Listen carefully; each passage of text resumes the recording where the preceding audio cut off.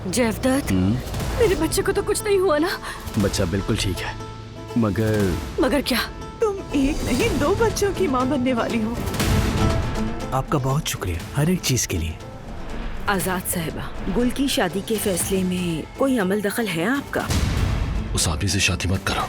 क्यों? क्योंकि तुम खुश नहीं रहोगी। इंसान जिससे मोहब्बत करता है अगर उसके पाँव में कांटा भी चुभ जाए तो वो उसके लिए सब कुछ जला देता है। दिलान पर गोली चलाने का किसने हुक्म दिया था? कौन है वो आदमी? मुझे जाना ही होगा, सब यहाँ से बात करना जरूरी है। मैंने जिस दिन अपनी बेटी का इंतकाम लेने की कसम खाई थी उसी दिन दिल को सीने से निकाल फेंका था।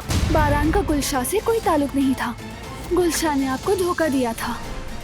सबिया साहिबा दिलान को नुकसान पहुंचा सकती है, हमें दोनों को ढूंढना होगा। जब तक मेरी बेटी को इंसाफ नहीं मिलता मेरा दिल ठंडा नहीं होगा।